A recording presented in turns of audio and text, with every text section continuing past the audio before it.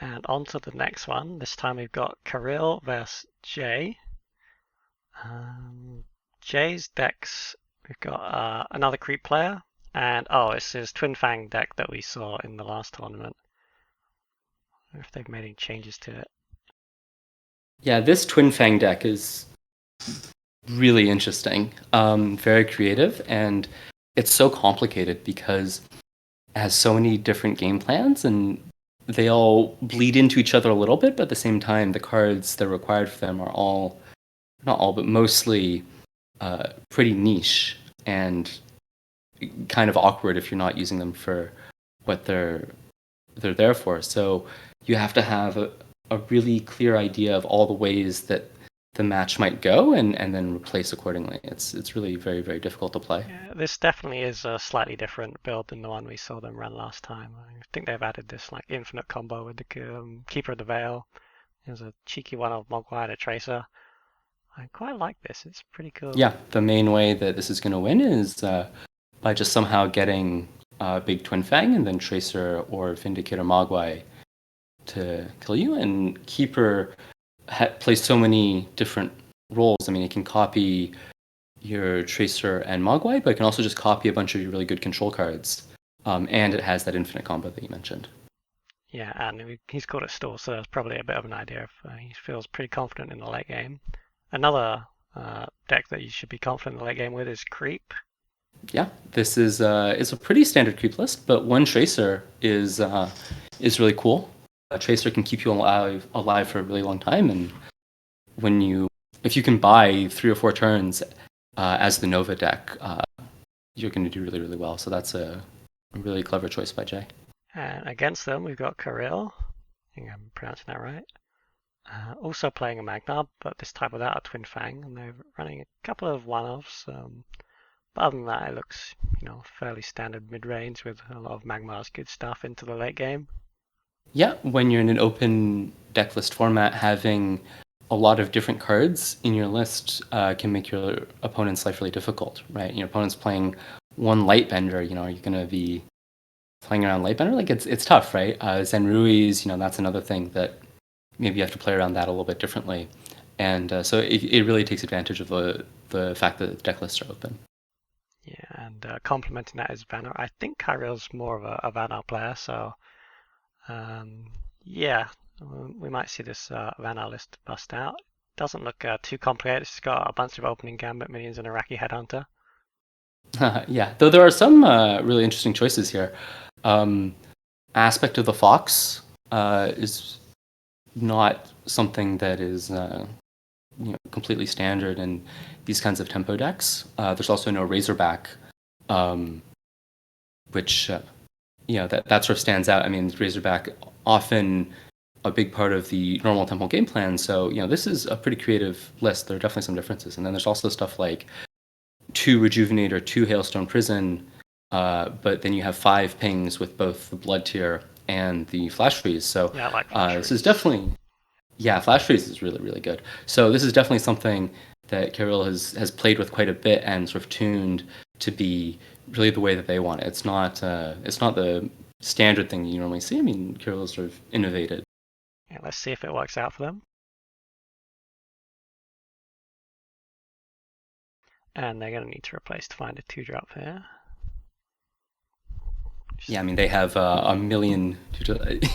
They're more than half their deck costs 2. Yeah, it would be quite unlucky if they didn't get one.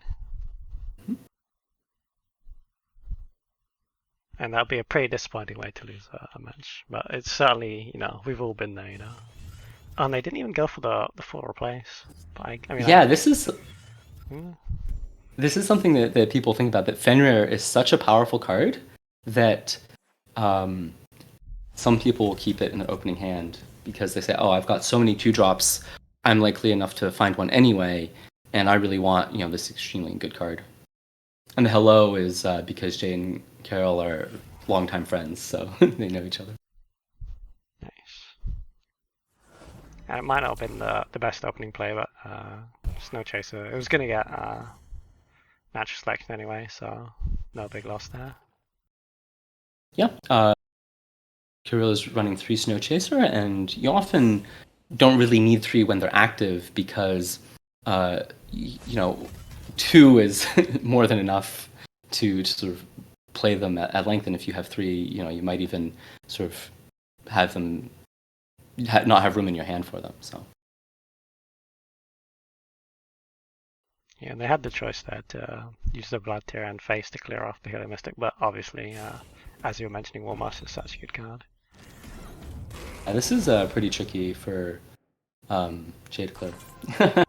Yeah, also the Blood Tier, important to hold in hand because it's one of your best ways to clear artifacts. So it's gonna work out really well for Cairill here. Great choice to hold that. Yeah, I wonder if you just hit Jay here with Fae and just clear off one charge, because you could use that Chromatic Cold and save yourself a bit of HP, but I don't think losing, one hit here is the end of the world, and establishing something like an Iraqi does feel pretty good. Yeah, I definitely think that being able to play an extra minion here is worth the 4 damage. See what they choose to do there.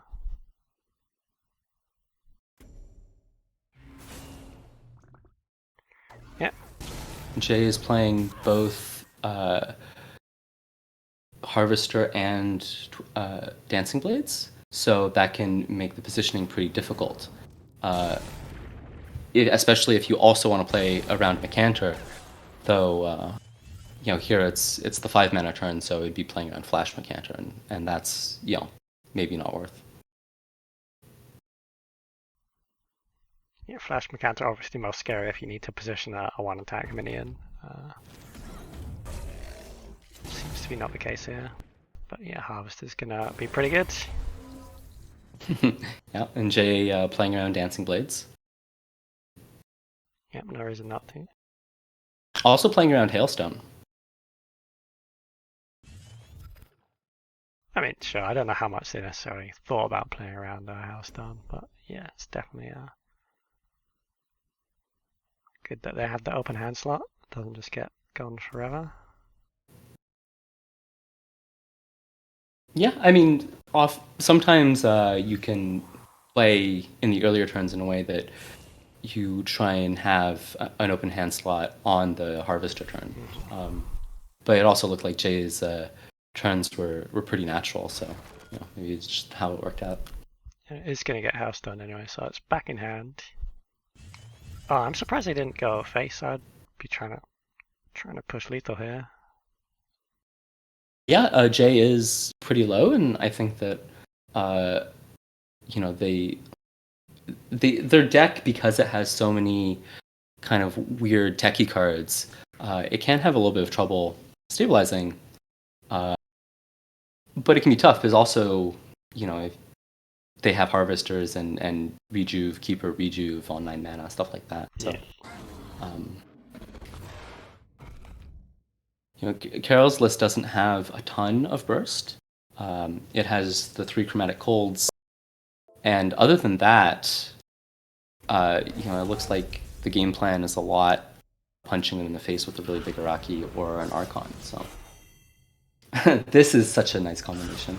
This is a really nice reason to play Dancing Blades in Magmar. Yeah, that's gonna feel pretty good, and the Vindicate is even protected as well. Of course, it can just be pinged off by the Blood Tier, but it's just as likely to get hit by a Dancing Blades, I think. This is really nice positioning by Jay, making it so that Cairill's hand doesn't do that much. Yeah, like if things were a little different and they could for example, have the Blood Tier ping off the Vindicator, and they had access to the Mad Tower, and in an ideal world also play this Dancing Blades to hit Jay's Dancing Blades or something, that would be really sweet, but unfortunately that's just a fantasy, so... Yeah, I'm going to see that get stunned up though. Yeah, it's a really big stun, because now if Jay wants to Mythron this or something, then you have to take 4, and they probably really don't want to take 4. So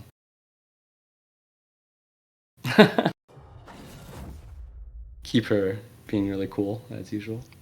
Yeah, it is pretty cool.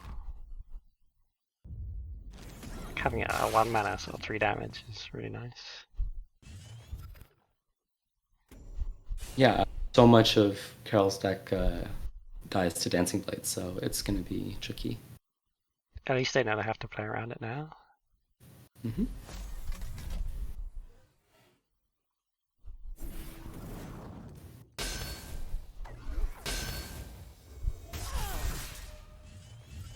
Worried about hand size, so not playing Flash Freeze on the Keeper. Leaving a Keeper up can be very scary because Keeper on Keeper is gives you infinite 1 mana 1/1s, and for Vanar that can be very difficult to deal with. Yeah, sort of step 1 of the combo. Exactly. If Jay goes Kujata Twin Fang Keeper, then that's infinite damage.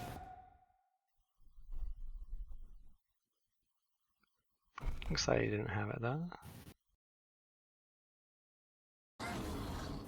Because of the open deck list, I think Jay is not super worried about his life total right here, but is healing up.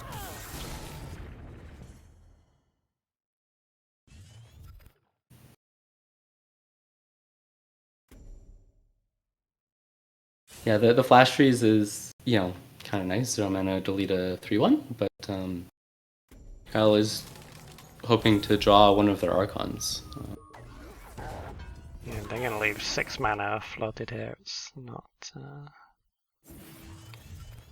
exactly what I'd call ideal. Yeah, the aspects of the Fox are not great in this matchup. There aren't that many targets. Yeah, that's why it's like quite nice to run them in a deck where you're doing like wall stuff, so that if your opponent doesn't have good targets, you can target your own stuff and get value from it that way.